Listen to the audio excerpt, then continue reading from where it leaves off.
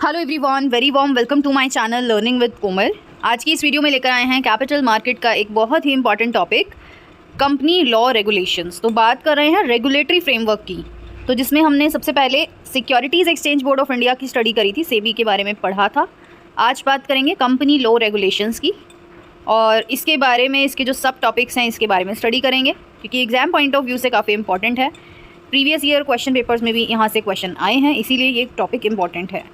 इसमें हम share capital, issue of shares, prospectus के बारे में पढ़ेंगे, राइट इश्यूज़ क्या होते हैं इनके बारे में पढ़ेंगे, डिबेंचर्स के बारे में पढ़ेंगे, अलॉटमेंट ऑफ शेयर्स और इशू ऑफ शेयर सर्टिफिकेट्स। तो ये सारी चीज़ें हम स्टडी करेंगे। वीडियो काफ़ी ज़्यादा हेल्पफुल होगी आप लोगों के लिए, इसीलिए वीडियो को लाइक, शेयर, कमेंट करना ना भूलें। चैनल को सब्सक्राइब ज़रूर करें। चलिए स्टार्ट करते हैं फिर बिना टाइम वेस्ट किए। तो जैसा कि आप स्क्रीन पर देख सकते हैं, हमें सबसे पहले गिवन है कंपनी लॉ रेगुलेशंस। तो companies act while providing for regulation of companies includes a general framework for dealings in the securities of such enterprises। Obviously ये जो सिक्योरिटीज़ है, ये जो शेयर्स हैं, ये कौन इशू करता है? ये कंपनीज ही तो इशू करती हैं, है ना। कंपनी को अगर पैसे की रिक्वायरमेंट है तो कंपनी ही तो शेयर्स इशू कर रही है। शेयर्स इशू कर सकती है, डिबेंचर्स इशू कर सकती है, all these are called securities. इन्हीं को ही हम सिक्योरिटीज़ भी बोलते हैं, है ना। तो अब हमको पता है कि जो कंपनी है उसको कंपनी लॉ यानी कि कंपनी एक्ट में जो रूल्स रेगुलेशंस मेंशन है वो एक कंपनी को फॉलो करने होते हैं, है ना। कंपनी का एक अलग से एक्ट बना हुआ है जहाँ पे कंपनी के रिगार्डिंग सारे रूल्स, सारे लॉ, प्रोविजंस, सब कुछ मेंशन है। उसी को हम बोलते हैं कंपनीज एक्ट। अभी करंटली हमारा कंपनीज एक्ट 2013 चल रहा है। उससे पहले हमारा कंपनीज एक्ट 1956 हुआ करता था, लेकिन उस एक्ट में काफ़ी ज़्यादा अमेंडमेंट्स हुए, काफ़ी ज़्यादा चेंजेस आए, जिस वजह से कंपनीज एक्ट 2013 एग्जिस्टेंस में आया, जिसमें आफ्टर अमेंडमेंट्स। तो अब जो है कंपनीज एक्ट 2013 के अकॉर्डिंग, या बोल सकते हैं जिसमें सारे कंपनी के रिगार्डिंग रूल्स एंड रेगुलेशन है, उसमें भी आपका एक जनरल फ्रेमवर्क मेंशन है। और वो ऐसा फ्रेमवर्क है जो आपकी जो एक कंपनी सिक्योरिटीज़ इशू करती है उससे डील करता हो। ठीक, मतलब सिक्योरिटी मतलब क्या, शेयर्स, डिबेंचर्स, ये सब। ठीक है जी, अच्छा चलो ठीक है, ओके ठीक है। कंपनी लॉ की बात कर रहे हैं, तो the major issuer of securities are the public companies, है ना। मार्केटेबल सिक्योरिटीज़ भी हमें बोलते हैं। मार्केटेबल सिक्योरिटी वो सिक्योरिटी होती है जिनकी ट्रेडिंग होती है शेयर मार्केट में, राइट, जिनकी बाइंग सेलिंग होती है ना, वो मार्केटेबल सिक्योरिटीज़ होती है। अच्छा, अब इसमें क्या बोला, जो मेजर इशूअर्स होते हैं। मेजर इशूअर्स का मतलब होता है ज़्यादातर जो ये सिक्योरिटी इशू करता है वो कौन करता है, वो पब्लिक कंपनीज करती हैं। ठीक है, तो this section briefly outlines the relevant aspects of the scheme of regulation of such dealings. और अब हम इसके बारे में पढ़ेंगे जो हमारे मेन टॉपिक है। पहला है share capital, issue of shares. Number 2 है प्रोस्पेक्टस। नंबर 3 है राइट इशू। नंबर 4 है issue of debentures. Number 5 allotment of shares and number 6 is issue of share certificates. तो एक एक करके पढ़ेंगे। चलिए, तो सबसे पहले बात करेंगे शेयर कैपिटल की। देखिए, इस पर आपका 8 मार्क्स का भी क्वेश्चन बन सकता है, हो सकता है 2 मार्क्स में पूछ लें, हो सकता है 16 मार्क्स का पूरा क्वेश्चन आ जाए। ठीक है, एक एक पॉइंट की मैं यहाँ पे बात कर रही हूँ। ये एक एक पॉइंट जो है वेटेज रखता है एक एक क्वेश्चन की। ठीक है, तो a company can be incorporated under the companies act as a company having share capital with limited liability. Incorporated का मतलब होता है जब भी कोई आप अगर कंपनी बनाना चाहते हो तो आपको सबसे पहले उसका इनकॉर्पोरेशन कराना पड़ेगा। इनकॉर्पोरेशन का मतलब होता है उसका रजिस्ट्रेशन कराना पड़ेगा under the companies act, company act के अंडर। ठीक है, और आपकी कंपनी की शेयर कैपिटल होनी चाहिए विद लिमिटेड लाइबिलिटी होनी चाहिए। लिमिटेड लाइबिलिटी का मतलब क्या होता है कि देखो, सबसे पहले शेयर कैपिटल क्या होता है। शेयर कैपिटल का मतलब होता है जो एक कंपनी की पूंजी है, राइट। जो एक कंपनी ने शेयर्स, अपनी कैपिटल के जो शेयर्स इशू किए हुए हैं वो कंपनी की शेयर कैपिटल होती है। ठीक है, its memorandum of association must state the amount of share capital with which is to be registered. Obviously देखो, अगर आपको किसी भी कंपनी का इनकॉर्पोरेशन कराना है, आपको किसी कंपनी का रजिस्ट्रेशन कराना है, तो उसके मेमोरेंडम ऑफ एसोसिएशन में, मेमोरेंडम ऑफ एसोसिएशन एक ऐसा डॉक्यूमेंट होता है जिसमें कंपनी की डिटेल मेंशन होती है। तो उस डिटेल में, उस मेमोरेंडम ऑफ एसोसिएशन में आपको अपनी कंपनी की शेयर कैपिटल की अमाउंट को भी लिखना पड़ेगा, स्टेट करना पड़ेगा। ओके, तो पब्लिक लिमिटेड कंपनी जो है वो 2 तरीके के शेयर्स इशू कर सकती है। पहला है इक्विटी शेयर और दूसरा है प्रेफरेंस शेयर। ठीक है, प्रेफरेंस शेयर कौन से होते हैं, preference capital carries a preferential right to fix dividend at the return of the capital amount when it is bound up. देखो, 2 तरीके के शेयर होते हैं, पहला होता है इक्विटी, दूसरा होता है प्रेफरेंस। दोनों में फ़र्क क्या है? देखो, जो इक्विटी होते हैं ना वो वेरी वेरी हाई रिस्की होते हैं। हाई रिस्की हम क्यों बोल रहे हैं इसको, इक्विटी को हाई रिस्की इसलिए बोलते हैं क्योंकि एक कंपनी अपने सारे खर्चे निकालने के बाद, अपनी सारी लाइबिलिटी चुकाने के बाद जो एक कंपनी के पास एंड में बचता है वही इक्विटी वालों को मिलता है, और न अगर कुछ नहीं बचा तो इक्विटी वालों को कुछ नहीं मिलेगा। इसीलिए वेरी वेरी हाई रिस्की। लेकिन प्रेफरेंस क्या होता है? देखो, प्रेफरेंस कैपिटल कह रही है प्रेफरेंशियल राइट। प्रेफरेंस, अगर मान लो मैंने किसी कंपनी के प्रेफरेंस शेयर ले रखे हैं, ठीक है, प्रेफरेंस शेयर खरीद रखे हैं, तो मेरा प्रेफरेंस है, मतलब प्रेफरेंस का मतलब होता है फर्स्ट, इक्विटी वालों से पहले मुझे डिविडेंड मिलेगा, लेकिन जो मेरे डिविडेंड की अमाउंट है वो फिक्स रहेगी। डिविडेंड मतलब जो हमें शेयर्स पर मिलता है, रिटर्न, एज अ रिटर्न मिलता है डिविडेंड। तो अगर मेरे पास प्रेफरेंस वाले शेयर्स हैं तो मेरे को पहले इक्विटी वालों से पहले डिविडेंड मिलेगा, और एक फ़िक्स रेट से मिलेगा। 7% हो सकता है, 8% हो सकता है, जितना भी हो सकता है वो पहले से ही डिसाइडेड होता है। और अगर in case company wound up होती है, कंपनी ख़त्म हो रही है, कंपनी बंद हो रही है, तो इक्विटी वालों से पहले प्रेफरेंस वालों का अधिकार है, उनको उनकी कैपिटल जो है वो रिटर्न की जाएगी। लेकिन इक्विटी वाले बेचारों के पास, अगर कंपनी के पास कुछ बचा तो उनको मिलेगा, अगर कुछ नहीं बचा तो कंपनी कुछ नहीं देगी इक्विटी वालों को। ये बात ध्यान रखेंगे, ठीक है। तो preference shares are redeemable with in 10 years. जो प्रेफरेंस शेयर्स होते हैं वो रिडीमेबल होते हैं। रिडीमेबल का मतलब होता है कि कंपनी जिनकी रीपेमेंट करेगी, कंपनी उनको उनका पैसा वापस करेगी 10 सालों के अंदर अंदर, ठीक है। लेकिन इक्विटी शेयर्स वालों को करना जरूरी नहीं है कंपनी को, क्योंकि इक्विटी शेयर होल्डर तो ओनर होते हैं, ठीक है, और मालिक को पैसा मिले ना मिले डजेंट मैटर, ठीक। अब थोड़ा सा शेयर कैपिटल के बारे में और ज़्यादा डीप में स्टडी करेंगे तो एक टॉपिक आता है जिसका नाम है ऑल्टरेशन ऑफ शेयर कैपिटल। तो एक कंपनी जो है वो अपनी शेयर कैपिटल इंक्रीज़ कर सकती है बाय इशूइंग न्यू शेयर्स, ठीक है, कि एक कंपनी जो है अपनी शेयर कैपिटल को बढ़ा सकती है नए शेयर्स इशू करके। देखो, अगर मेरी कंपनी है, मेरी कंपनी ने पहले से ही 1 करोड़ के शेयर्स जो है वो इशू किए हुए हैं, लेकिन अब मैं अपनी कैपिटल को और बढ़ाना चाहती हूँ क्योंकि मुझे पैसा चाहिए, कंपनी को पैसा चाहिए, तो कंपनी क्या कर सकती है, नए शेयर इशू करेगी। इससे क्या होगा, कंपनी के पास और पैसा आ जाएगा और कंपनी की शेयर कैपिटल बढ़ जाएगी। तो अल्टर हो गई ना।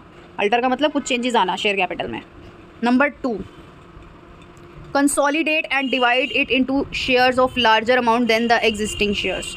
अब इसका क्या मतलब हुआ कि जो एग्जिस्टिंग शेयर्स हैं, ठीक है, उनको डिवाइड कर देना शेयर्स ऑफ लार्जर अमाउंट। कहने का ये मतलब है कि देखो, मान लो कि 1 करोड़ के शेयर्स थे और एक शेयर जो है वो फॉर एग्जांपल जो है मान सकते हैं कि एक शेयर 100 रुपये का था, ठीक है। तो कहने का मतलब है कि एक शेयर अगर 100 रुपये का है, 1 करोड़ में कितनी ज़ीरो होती है, 1 2 3 4 5 6 7 1 10 100 1000 10,000 लाख 10 लाख करोड़, ठीक है, ये 1 करोड़ है।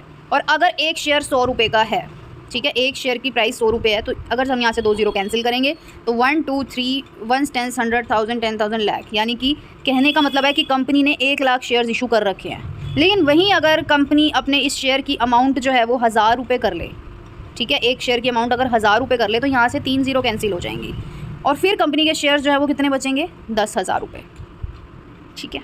तो यहाँ से कंपनी की जो है शेयर जो है अगर वो लार्जर अमाउंट में डिवाइड हो जाएंगे तो इससे भी कंपनी की शेयर कैपिटल ऑल्टर हो जाएगी। जहाँ कंपनी ने 1 लाख शेयर इशू कर रखे थे, वहीं कंपनी ने अब 10,000 शेयर इशू कर रखे हैं, ठीक। तो ये भी एक तरीका है शेयर कैपिटल को ऑल्टर करने का। सब divided its share into share of smaller amount. Smaller भी कर सकते हैं, जैसे इसका अपोजिट हो गया कि 100 का था तो 10 का कर दिया, ठीक है। तो ये इससे भी शेयर कैपिटल ऑल्टर होती है। उसके बाद cancel share which have not been taken or agreed to be taken by any person. कहने का मतलब ये है कि कंपनी ने शेयर्स इशू करे थे लेकिन कुछ शेयर बच गए जो किसी ने खरीदे ही नहीं या किसी ने एग्री ही नहीं करे, तो उन शेयर्स को कंपनी क्या कर देती है, कैंसिल कर देती है। तो इस तरीके से कंपनी अपनी शेयर कैपिटल को ऑल्टर भी कर सकती है, ये 4 तरीक़ों से।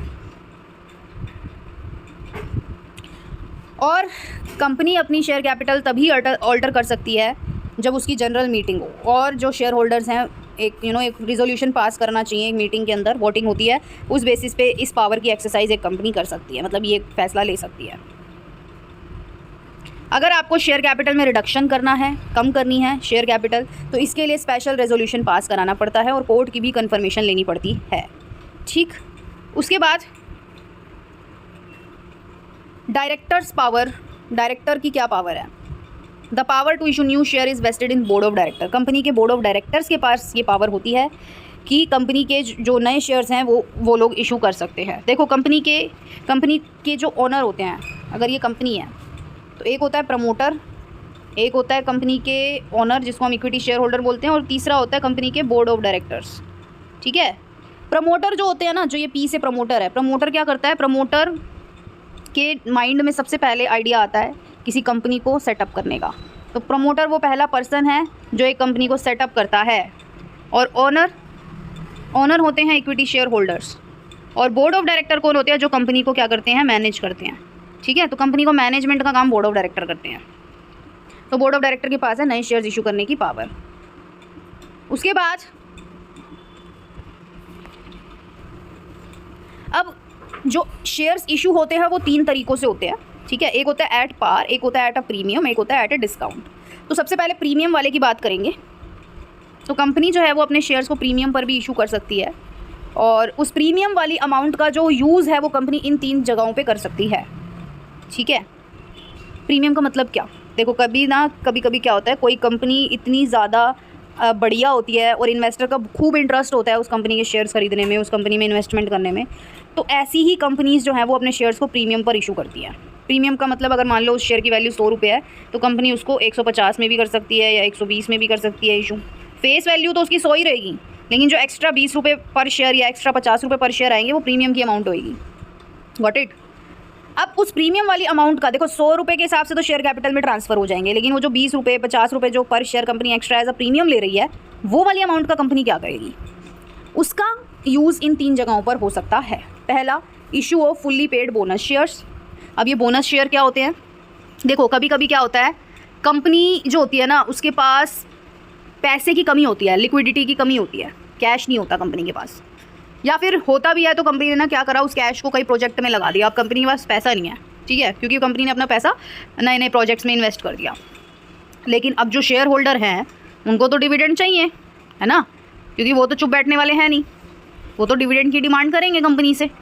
तो इस केस में क्या होगा, इस केस में कंपनी एक तरीका अपनाती है और वो कहती है खुश करने के लिए, अपने शेयर होल्डर्स को खुश करने के लिए बोनस शेयर्स इशू कर देती है, जो कि फुल्ली पेड अप होते हैं, जिसमें शेयर होल्डर को कुछ नहीं देना, बस उनको फ्री में शेयर्स मिल गए एक तरीके से कंपनी के। तो वो पैसा जो प्रीमियम में कमाया था उस पैसे का यूसेज यहाँ हो सकता है। ठीक है, fully paid up bonus shares. उसके बाद दूसरा, writing off the preliminary expenses. Preliminary expenses का मतलब ये होता है कंपनी अभी स्टार्ट नहीं हुई है, कंपनी का इनकॉर्पोरेशन नहीं हुआ है, कंपनी का रजिस्ट्रेशन नहीं हुआ है, उससे पहले जितने भी खर्चे हुए कंपनी के लिए उसको हम बोलते हैं प्रिलिमिनरी एक्सपेंस। तो उन खर्चों के निपटारे के लिए ये पैसा यूज़ किया जा सकता है। तीसरा, writing off the amount of commission or discount allowed on issue of shares या फिर डिबेंचर्स। अब कुछ शेयर्स ऐसे भी हो सकते हैं जिनको कंपनी ने डिस्काउंट में अलाउ किया हो, किसी लोगों को दिया हो, है ना, डिबेंचर्स दिए हों, डिस्काउंट पर दिए हों, या कोई कमीशन दी हो, तो वो वाला पैसा कंपनी यहाँ राइट ऑफ कर पाएगी, प्रीमियम वाला पैसा। तो ये 3 जगहों पर हमारे प्रीमियम वाले पैसे जो हैं वो राइट ऑफ किए जा सकते हैं। उसके बाद आता है issue of shares at discount. तो शेयर जो है वो डिस्काउंट पे भी इशू किए जाते हैं, लेकिन उसकी कुछ कंडीशंस हैं जो फॉलो करनी होती है। Like what? सबसे पहला condition, it is authorised by the government authorise करेगी, और मैक्सिमम रेट ऑफ डिस्काउंट जो है वो सिर्फ और सिर्फ 10% रहेगा। 10% का एक कंपनी डिस्काउंट दे सकती है एक शेयर होल्डर को, उससे ऊपर नहीं दे सकती। लेकिन हाँ चलो, गवर्नमेंट जो है वो अलाउ कर सकती है इससे भी ज़्यादा, लेकिन उसके लिए परमिशन लेना पड़ेगा, ऑथराइजेशन लेना पड़ेगा गवर्नमेंट से। उसके बाद एक कंपनी तभी अपने डिस्काउंट पे शेयर इशू करेगी जब उस कंपनी को 1 साल हो गया हो बिज़नेस करते करते, और जो वो शेयर्स कर रही है वो गवर्नमेंट के परमिशन मिलने के विदिन 2 मंथ्स में हो जाना चाहिए। मतलब मान लो सरकार से उसने परमिशन ले ली, तो विदिन 2 मंथ्स जो है वो उस कंपनी को शेयर्स इशू करने होते हैं एट अ डिस्काउंट। उसके बाद आता है रीपरचेज ऑफ शेयर्स। तो कंपनी जो है वो अपने खुद के शेयर्स परचेज भी कर सकती है, रीपरचेज भी कर सकती है बायबैक के थ्रू, और बायबैक जो है वो 25% से ज़्यादा नहीं होना चाहिए, ये भी ध्यान रखेंगे। स्पेशल रेजोल्यूशन पास होना चाहिए तभी कर सकती है, अदरवाइज़ नहीं कर सकती। और ये जो रीपरचेज ऑफ शेयर है ये कुछ कंडीशंस के पूरी होंगी, कंडीशन फुलफिल होंगी, उसी को दायरे में रखने के बाद ही एक कंपनी जो है अपने शेयर्स रीपरचेज कर सकती है। वो ये सारी कंडीशंस लिखी हुई हैं, ठीक है। बायबैक का मतलब अपनी कंपनी अपने खुद के शेयर सेकेंडरी मार्केट यानी कि कैपिटल मार्केट से, शेयर मार्केट से खुद के शेयर जो है वो खरीद रही है। खुद के शेयर खुद ही खरीद लेगी तो क्या होगा, लाइबिलिटी कम हो जाएगी ना कंपनी की, है ना। अच्छा, तो इन्होंने ये भी बोला कि ये जो बायबैक कंपनी कर रही है ये 25% से ज़्यादा नहीं होना चाहिए, ठीक है, जितना भी अमाउंट है वो 25% से ज़्यादा नहीं होना चाहिए। और चौथी कंडीशन है डेट इक्विटी रेशियो जो है वो कंपनी की 2:1 से ज़्यादा नहीं होनी चाहिए। 2:1 का मतलब ये होता है कि डेट जो है वो 2 होंगे और इक्विटी जो होगी 1 होगी। अब इसका मतलब क्या होता है, फॉर एग्जांपल एक रेशो मेंटेन होनी चाहिए कि कंपनी ने उधार ले रखा है, फॉर एग्जांपल मैं यहाँ पे ले लेती हूँ 30 लाख रुपये, या फिर मान लो 3 करोड़ रुपये कंपनी जो है वो शेयर इशू किए हुए हैं 3 करोड़ के, मतलब वो फंड रेस किया हुआ है, जिसमें से 2 करोड़ कंपनी ने डिवेंचर के थ्रू लिया हुआ है, बोरोइंग के थ्रू लिया हुआ है, और 1 करोड़ जो है वो इक्विटी की तरफ से लिया हुआ है। तो इसको हम बोलते हैं 2:1 की रेशो। और शेयर्स जो है वो फुल्ली पेड अप होने चाहिए। ऑब्वियसली बाय बैक कर रहे हो कंपनी, अगर उसको रिपर्चेस कर रही है तो वो फुल्ली पेड अप भी होनी चाहिए। कहने का मतलब है शेयर होल्डर से पूरे पैसे कंपनी ले चुकी है। 100 रुपये का शेयर था तो कंपनी के पास 100 रुपये आ चुके हैं कंप्लीट, तभी कंपनी उसको क्या कर सकती है, बाय बैक कर सकती है। और बाय बैक जो है वो सेबी रेगुलेशन के अंडर होना चाहिए, ठीक। अब बाय बैक कैसे हो सकता है, एग्जिस्टिंग सिक्योरिटी होल्डर होना प्रोपोर्शनेट बेसिस पे भी हो सकता है। ये नहीं कि हमने जो है मान लो हमने 25 फॉर एग्जांपल 1 करोड़ के शेयर्स थे, हम तो सिर्फ 25 लाख ही कर सकते हैं, है ना, रिपर्चेस, यही लिखा है कंडीशन के अकॉर्डिंग। तो ये नहीं करना कि 25 लाख किसी एक ही शेयर होल्डर से वापस ले लिए, बाय बैक कर लिया, ऐसे नहीं करना। प्रोपोर्शनेट बेसिस पे कर सकते हैं। प्रोपोर्शनेट बेसिस का मतलब जो है रेशो के अकॉर्डिंग, कि भाई सबसे सारे नहीं लेने, सबसे कुछ कुछ पार्ट लेना है, ठीक। ओपन मार्केट से भी कर सकती है, जैसे कि मैंने बताया, जैसे ओपन मार्केट में लोग बाइंग सेलिंग करते हैं ना शेयर्स की, उसमें से भी कर सकती है कंपनी, ठीक है। तो ये सारी कंडीशंस हैं। उसके बाद आता है कॉल ऑन शेयर्स। क्या होता है call on shares? Must be made on a uniform basis on all share same class must be made by the BOD by resolution pass its meaning. देखो कॉल ऑन शेयर्स जो है वो कहने का मतलब है कि जितने भी हम लोग कॉल्स करते हैं, first call, final call, allotment के लिए कॉल करते हैं, ठीक है। जैसे मान लो कंपनी ने शेयर इशू करे, न्यू 100 रुपीज़ का बना है, तो हो सकता है इसमें 20 रुपये एप्लीकेशन मनी हो, ठीक है, 20 रुपये हो सकता है ये अलॉटमेंट की मनी हो, ठीक है। उसके बाद 30 फर्स्ट कॉल, फाइनल कॉल हो। इस तरीके से कंपनी पैसे लेती है ना। ये थोड़ी ना 100 रुपये का इशू है तो 100 रुपये इकट्ठे नहीं लेती कंपनी, बारी बारी लेती है। तो कहने का मतलब है बोर्ड ऑफ डायरेक्टर्स को सभी क्लास के शेयर्स में सबको कॉल करनी चाहिए, यूनिफॉर्म बेसिस पे करनी चाहिए, जिससे कि कंपनी के पास सारा पैसा आ जाए। Got it. 4 फीचर का क्या कंसेप्ट है? 4 फीचर का मतलब ये है कि आपने कंपनी ने तो कॉल किया, लेकिन जो शेयर होल्डर्स हैं या जो मेंबर्स हैं वो कॉल मनी प्रोवाइड नहीं कर पाए, फेल हो गए, उन्होंने पेमेंट नहीं करी, ड्यू डेट भी निकल गई, तो कंपनी के पास ये राइट आ जाता है कि कंपनी उनके शेयर्स को क्या कर सकती है, फोरफीट कर सकती है, जब्त कर सकती है। तो इन दिस रिगार्ड तो बोर्ड ऑफ डायरेक्टर जो है उनको नोटिस सर्व करना होता है डिफॉल्टर्स को। डिफॉल्टर मतलब जिन्होंने पेमेंट नहीं करी होती है, ठीक है। और नोटिस पीरियड देने के बाद जो है कंपनी के पास पूरा राइट हो जाता है उनके शेयर्स को फोरफीट करने का, उनके शेयर्स को जब्त करने का, चाहे उन्होंने कितनी अमाउंट पे कर रखी हो, भले ही उन्होंने एप्लीकेशन और अलॉटमेंट की पैसे दे रखे हो, लेकिन उन्होंने फर्स्ट कॉल के पैसे या फाइनल कॉल के पैसे टाइम पर नहीं दिए और कंपनी ने नोटिस भेजा उसके बावजूद भी नहीं दिए, तो कंपनी के पास एक अधिकार हो जाता है उनके शेयर्स को फोरफीट करने का। Got it. उसके बाद वोटिंग राइट्स क्या होते हैं? तो इक्विटी शेयर होल्डर्स को वोट देने का अधिकार होता है।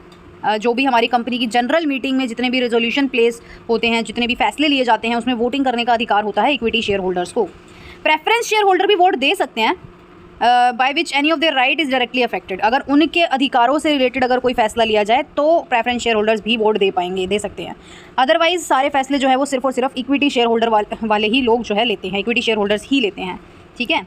तो प्रेफरेंस शेयर्स वालों को भी राइट टू वोट तब होता है, उसकी कुछ कंडीशंस हैं, कुछ सर्कमस्टेंसेज हैं, कुछ ऐसी सिचुएशंस हैं जिसकी वजह से प्रेफरेंस शेयर होल्डर्स के पास भी अधिकार है वोट देने का। वो है if the dividend on cumulative preference share capital has not been paid. Cumulative preference share का मतलब क्या होता है? सबसे पहले तो ये जानना ज़रूरी है।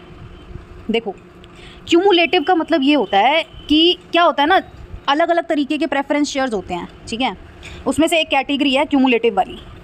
क्यूमुलेटिव कैटेगरी वाले जो प्रेफरेंस शेयर होल्डर होते हैं ना, उनको ये अधिकार होता है कि किसी साल अगर कंपनी को लॉस हो गया और कंपनी डिविडेंड की पेमेंट नहीं कर पाई और अगले साल जो है अगर कंपनी को प्रॉफिट हो रहा है, तो क्यूमुलेटिव प्रेफरेंस शेयर होल्डर का जो पैसा है, जो डिविडेंड का पैसा है, वो इकट्ठा होता चला जाएगा, ठीक है। उनको जो है जिस साल कंपनी को प्रॉफिट हो तो उस साल जो है क्यूमुलेटिव प्रेफरेंस शेयर होल्डर को सबसे पहले उनका पुराना हिसाब चुकता किया जाएगा एंड देन जो है उनका नया बनेगा वो दिया जाएगा। तो ये एक उनका राइट है, ठीक है। अगर उनको नहीं पे किया गया तो वो फिर इस रिगार्डिंग वोट दे सकते हैं। उसके बाद if the dividend on non cumulative preference share capital has not been paid either for 2 years for 3 years, मान लो क्यूमुलेटिव के अलावा जितने भी कैटेगरीज हैं प्रेफरेंस शेयर कैपिटल की, उसमें अगर प्रेफरेंस शेयर वालों को डिविडेंड नहीं चुकाया गया, 2 साल हो गए, 3 साल हो गए, तो उस केस में जो है राइट टू वोट उनको मिल जाता है प्रेफरेंस शेयर होल्डर्स को, क्योंकि उनको पैसे नहीं मिल रहे, दैट इज़ वाई। इसके बाद आता है प्रोस्पेक्टस। प्रोस्पेक्टस क्या होता है? प्रोस्पेक्टस एक ऐसी डॉक्यूमेंट होता है जिसमें capital is offered to the public and upon the basis of which the applicant actually subscribe. कोई कंपनी जब भी IPO लॉन्च करती है, इनिशियल पब्लिक ऑफरिंग्स, नए शेयर्स इशू करती है, तो कंपनी को प्रोस्पेक्टस जारी करना पड़ता है। प्रोस्पेक्टस एक ऐसा डॉक्यूमेंट होता है जिसमें कंपनी सारी डिटेल्स मेंशन करती है कि उसको कितने कैपिटल की रिक्वायरमेंट है, वो कितना उसको पैसा चाहिए, कितने शेयर्स वो इशू कर रही है, और जिसके बेस पे जो इन्वेस्टर हैं, जो एप्लीकेंट हैं, वो अप्लाई करते हैं नए शेयर्स के लिए। The main purpose of prospectus is to invite offers from the public for the purchase of any securities of the. तो प्रोस्पेक्टस एक ऐसा डॉक्यूमेंट है, उसका मेन पर्पस है कि पब्लिक को इन्वाइट करना, पब्लिक को ऑफर देना कि वो उनकी कंपनी की सिक्योरिटीज़ को परचेज़ करें। तो प्रोस्पेक्टस में वो सारी इन्फॉर्मेशन होंगी जो कंपनीज़ एक्ट में प्रिस्क्राइब्ड है, जो कंपनीज़ एक्ट बोलता है कि आपको अपने प्रोस्पेक्टस में ये सारी इन्फॉर्मेशन डालनी है कंपनी के बारे में।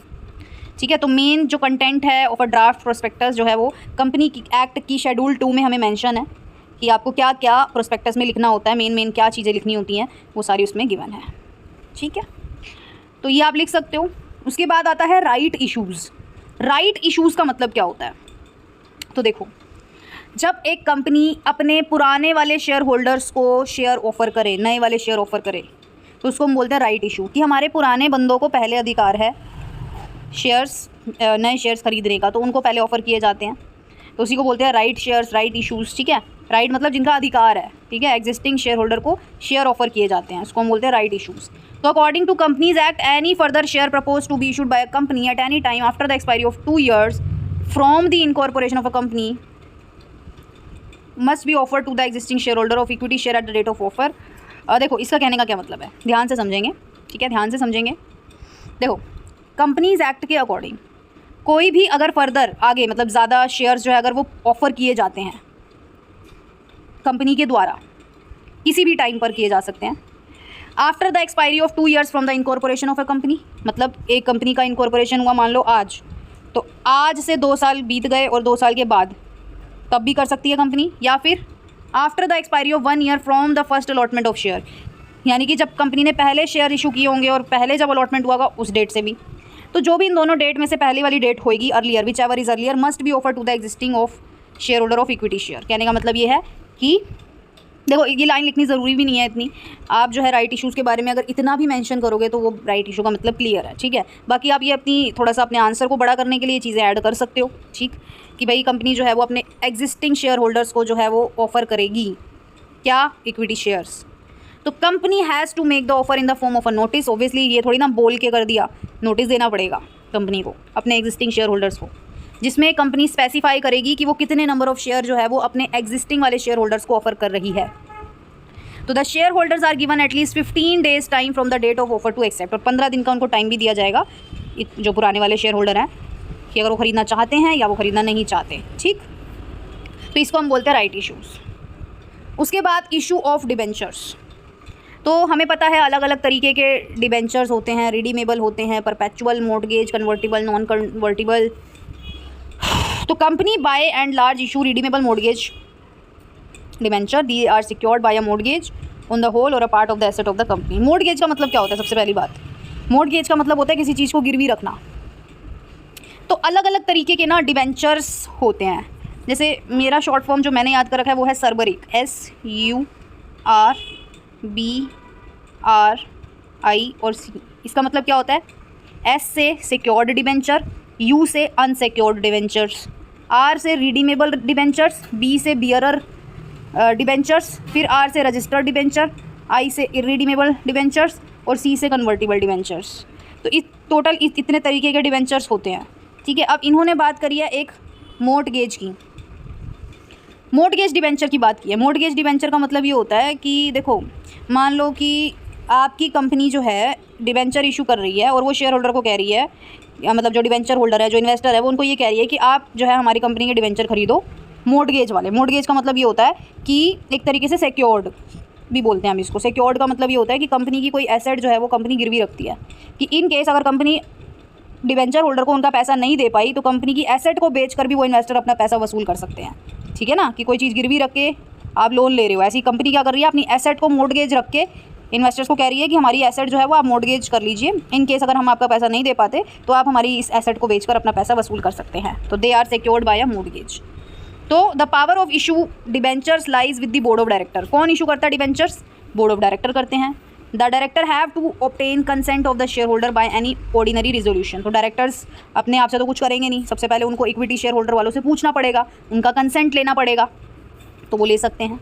और if the amount borrowed exceed the aggregate of the paid up capital and free reserve, तभी लेना पड़ता है। कहने का मतलब है कि जितनी अमाउंट अगर एक कंपनी डिवेंचर्स के थ्रू लेना चाह रही है, अगर वो अमाउंट पेड अप कैपिटल या फ्री रिजर्व से भी ज़्यादा है, तो उस केस में जो है डायरेक्टर्स को शेयर होल्डर्स की मंजूरी लेनी पड़ेगी, इक्विटी शेयर होल्डर्स वालों की। छोटा मोटा अमाउंट है तो डायरेक्टर्स खुद से इशू कर सकते हैं, कोई दिक्कत नहीं आएगी। लेकिन अगर इस तरीके की कुछ सिचुएशन है जहाँ पे जो अमाउंट उधार ली जा रही है कंपनी के द्वारा डिवेंचर्स के थ्रू, अगर वो अमाउंट पेड अप कैपिटल और फ्री रिजर्व से भी ज़्यादा है, उनको मिला करके, एग्रीगेट का मतलब होता है paid up capital plus free reserves को मिला करके भी वो अमाउंट ज़्यादा है, तो उस केस में शेयर होल्डर से कंसेंट लेना ज़रूरी हो जाता है। तो मोस्ट ऑफ द प्रोविजन जो है वो कंपनी एक्ट के वो इशू ऑफ सिक्योरिटीज से रिलेटेड है, अलॉटमेंट एंड लिस्टिंग से रिलेटेड है, और वो डिवेंचर्स पे भी एप्लीकेबल होते हैं। डिवेंचर्स जनरली बोरोड फंड होता है जिसपे कंपनी को फिक्स रेट से इंटरेस्ट चुकाना होता है और कंपनी को उनका पैसा भी उनको वापस करना पड़ता है। ठीक है, तो एक तरीके से ये उधार वाला सिस्टम है। उसके बाद आता है allotment of shares. Allotment of shares क्या होता है? तो first allotment of share cannot be made unless the amount of minimum subscription stated in prospectus is prescribed and the sum payable on application of share is received by the company. इसका मतलब क्या होता है भाई? देखो, इसका मतलब ये होता है कि एक ना मिनिमम सब्सक्रिप्शन वाला कुछ होता है। जैसे यहाँ पे हमें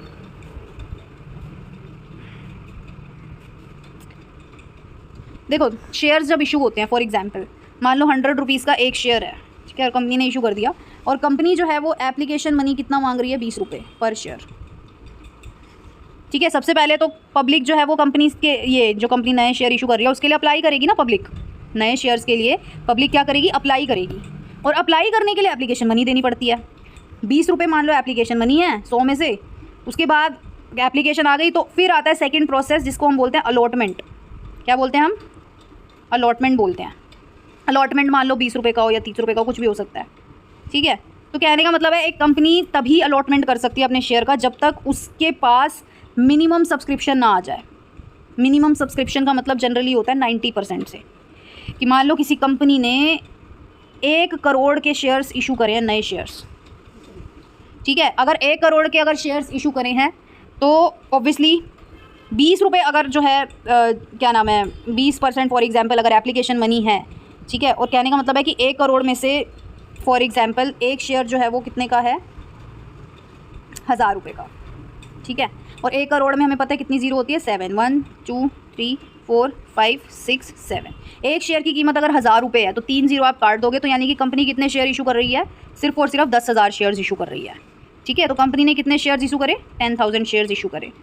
तो अब लोग अप्लाई करेंगे, एप्लीकेशन मनी देंगे। फॉर एग्जांपल एप्लीकेशन मनी जो है वो 200 रुपये मांगी जा रही है कंपनी के द्वारा, तो इसमें लिखा है कि मिनिमम सब्सक्रिप्शन होना चाहिए, अलॉटमेंट उसके बाद होगा। मिनिमम सब्सक्रिप्शन होता है जनरली 90%, कि अगर कंपनी 10,000 शेयर इशू कर रही है तो एटलीस्ट 9,000 शेयर्स के लिए एप्लीकेशन ज़रूर आनी चाहिए। ठीक है, 9,000 शेयर्स के लिए एप्लीकेशन ज़रूर आनी चाहिए। उसके बाद ही कंपनी सेकंड स्टेप पर बढ़ सकती है, जिसको हम बोलते हैं अलॉटमेंट। अलॉटमेंट का मतलब पहले तो पब्लिक ने क्या किया? अप्लाई किया, उसके बाद कंपनी ने उनको उनके शेयर अलॉट करे, दिए, इसको हम बोलते हैं अलॉटमेंट। तो अलॉटमेंट तब तक नहीं हो सकता जब तक मिनिमम सब्सक्रिप्शन ना आ जाए। ठीक, तो application money can not be less than 5% of nominal amount of shares. Obviously कि अगर 10,000 रुपये के शेयर्स, 10,000 अगर शेयर हैं और 1 करोड़ रुपए की अमाउंट है तो 5% तो होना ही चाहिए एप्लीकेशन मनी। 5% का मतलब कितना हुआ? 1 करोड़ का 5% होता है 5 लाख रुपये। ठीक है, तो इससे कम तो नहीं होनी चाहिए एप्लीकेशन अमाउंट। ठीक है, इसमें ये लाइन लिखी है। तो if the company does not receive minimum subscription amount with in 120 days from the date of the first issue of prospectus, the amount receive must be refunded. अगर 120 दिन में कंपनी अपने शेयर्स को सब्सक्राइब ना करवा पाई, लोगों ने अप्लाई नहीं करा, तो कंपनी को, जिन लोगों ने अप्लाई भी किया था उन कंपनी को उनके पैसे 120 दिन के अंदर अंदर जो है रिफंड करने पड़ेंगे। तो 120 दिन का कंपनी के पास टाइम होता है जब कंपनी अपना एक प्रोस्पेक्टस जारी करती है, नए शेयर इशू करती है, लोग अप्लाई करना चालू कर देते हैं। 120 दिन होते हैं कंपनी के पास मैक्सिमम। अगर तो 90% मिनिमम सब्सक्रिप्शन आ गया, लोगों ने अप्लाई कर दिया तो ठीक, अगर नहीं किया तो कंपनी को जो भी पैसा है वो रिफ़ंड करना पड़ेगा, वापसी देना पड़ेगा। Got it? और अगर अमाउंट रिफ़ंड नहीं करा कंपनी ने तो क्या होगा कंपनी के खिलाफ? कंपनी को जो है विद इन 130 डेज़ जो है वो पैसा भी वापस करना पड़ेगा। और अगर कंपनी फेल हो जाती है, अमाउंट नहीं पे कर पाती वापसी, तो कंपनी को जो है 6% की इंटरेस्ट रेट भी चुकाना पड़ेगा। उसके बाद इंटरेस्ट लगना चालू हो जाएगा। उसके बाद क्या लिखा है? A company can not make allotment until the beginning of the 5th day from the day on which the prospectus was issued. देखो, जिस डेट को प्रोस्पेक्टस इशू हुआ, ठीक है, जिस डेट को कंपनी ने प्रोस्पेक्टस जारी किया, कंपनी ने कहा कि आ जाओ, we are offering to the public, ये नए शेयर्स इशू कर रही है कंपनी उस दिन, तो उसके इन्होंने लिखा है कि beginning of the 5th day, 5 दिन तक तो कंपनी को अलाउड ही नहीं है कि वो अलॉटमेंट कर दे शेयर्स का, ठीक है। 5 दिन के बाद कंपनी जो है वो अलॉटमेंट कर सकती है। विदिन 5 डेज़, जो बिगनिंग स्टार्टिंग के जो 5 दिन है उसमें कंपनी अलॉटमेंट नहीं कर सकती है शेयर्स का, ठीक। क्योंकि देखो कभी कभी क्या होता है ना, बहुत अच्छी कंपनीज़ होती हैं कि विदिन 3 डेज़ 4 डेज़ कंपनी ने जितने शेयर इशू करे थे लोगों ने अप्लाई कर दिए, ठीक है ना। कभी कभी ऐसा भी होता है क्योंकि इन्वेस्टर्स को भी उसको मान लो उस कंपनी में इन्वेस्ट करने की इतनी जल्दी मची हो कि फटाफट लोगों ने अप्लाई कर दिया हो, और जो है मिनिमम सब्सक्रिप्शन तो क्या ओवर एप्लीकेट्स की सिचुएशन आ जाती है, ठीक है। कंपनी ने जितने इशू करे थे उससे ज़्यादा ही एप्लीकेशन आ जाती है, ऐसी भी सिचुएशन हो जाती है, और विदिन 3 डेज़ 4 डेज़ हो जाए। लेकिन यहाँ पे इन्होंने बोला है कि 5 दिन तक कंपनी अलॉटमेंट नहीं कर सकती, 5 दिन कंपनी को भी वेट करना पड़ेगा, भले ही उसके पास एप्लीकेशन 2-3 दिन में ही कंप्लीट हो गई हो, ठीक है। तो इस लाइन का ये मतलब है। तो every company willing to make a public issue of share or debenture is required to make an application to 1 or more stock exchanges. कोई भी कंपनी अगर चाहती है कि वो पब्लिक इशू करे शेयर्स का, डिबेंचर्स का, तो उसको एक या एक से ज़्यादा स्टॉक एक्सचेंजेस में एप्लीकेशन देनी पड़ेगी कि वो कंपनी जो है वो ये शेयर इशू कर रही है, और उस कंपनी को स्टॉक एक्सचेंजेस से, स्टॉक एक्सचेंजेस मतलब Bombay stock exchange, national stock exchange, ठीक है, तो इनसे परमिशन लेनी पड़ेगी ताकि ये स्टॉक एक्सचेंजेस जो है वो इस शेयर की सिक्योरिटीज़ अपने स्टॉक एक्सचेंज में लिस्ट कर सकें। तो allotment would be void if permission is not applied for permission is not guaranteed by the stock exchanges on expiry of 10 week from the date of closing of the subscription list. अगर वो company stock exchange से permission नहीं लेती, या फिर उसको permission लेने के बाद भी उसको परमिशन नहीं मिलती, तो उस केस में अलॉटमेंट जो है वो वॉइड हो जाएगा, वो कैंसिल हो जाएगा। भले ही उस कंपनी ने शेयर अलॉट कर दिए हो, लेकिन अगर उस कंपनी ने स्टॉक एक्सचेंज से परमिशन नहीं ली, या स्टॉक एक्सचेंज ने उस कंपनी को परमिशन ही नहीं दी, तो उस केस में अलॉटमेंट जो हो जाएगा वो क्या हो जाएगा, वॉइड हो जाएगा। वॉइड मतलब कैंसिल हो जाएगा। तो every company is required to file a return of allotment with registrar of company within 30 days from the date of allotment. मान लो कंपनी ने अलॉटमेंट कर दिया, शेयर्स अलॉट कर दिए, तो विदिन 30 डेज हर कंपनी को ये रिक्वायर्ड रहता है कि वो रजिस्ट्रार ऑफ कंपनी में रिटर्न फाइल करे कि उसने जो है वो अलॉटमेंट कर दिया है शेयर्स का विदिन 30 डेज। तो ये सारा अलॉटमेंट का टॉपिक था। इसके बाद हमारा लास्ट टॉपिक होता है जिसका नाम है इशू ऑफ शेयर सर्टिफिकेट्स। अब अलॉटमेंट हो गया है, इन्वेस्टर को शेयर्स अलॉट कर दिए गए हैं कंपनी के द्वारा, तो उसके बाद का जो स्टेप होता है वो शेयर सर्टिफिकेट्स का होता है। ऑब्वियसली मैंने किसी कंपनी के न्यू शेयर्स इशू करे हैं तो मुझे एक सर्टिफिकेट तो चाहिए जिसमें ये साफ साफ मेंशन हो कि that I am the share holder of this company and I am having specific number of shares in this company, right. तो अब every company which issue capital has to issue share certificate, है ना। कोई भी company अगर shares issue कर रही है तो उसको शेयर सर्टिफिकेट भी देना पड़ेगा, क्योंकि शेयर सर्टिफिकेट एक तरीके का क्या है, एविडेंस है, एक तरीके का प्रूफ है, जिसमें हम अपने मेंबर को, अपने शेयर होल्डर को एक टाइटल दे रहे हैं कि उसके पास इतने शेयर्स हैं इस कंपनी के, ठीक है। तो सर्टिफिकेट इशू करने का जो मेन ऑब्जेक्टिव यही होता है कि एक तरीके से ऑनरशिप ऑफ शेयर्स का प्रूफ देना, ऑल्सो ये भी अनेबल करना कि जो है certificate for any sale transfer of share. कहने का मतलब है ऑब्वियसली नए शेयर्स मैंने अगर किसी कंपनी के खरीदे हैं तो मैं उसको इन फ्यूचर बेच भी सकती हूँ, ठीक है ना। तो सर्टिफिकेट जो है वो ड्यूली स्टैम्प्ड और साइंड बाय द डायरेक्टर होगा, कंपनी का जो भी अथोराइज पर्सन होगा उसके द्वारा, ये डायरेक्टर के द्वारा साइन होने चाहिए, कंपनी की स्टैम्प होनी चाहिए, कॉमन सील होनी चाहिए, और विदिन 3 मंथ्स में वो डिलीवर भी हो जाना चाहिए, ठीक है। तो आज के लिए सिर्फ इतना ही। वीडियो को लाइक शेयर कमेंट जरूर करें। Thank you so much.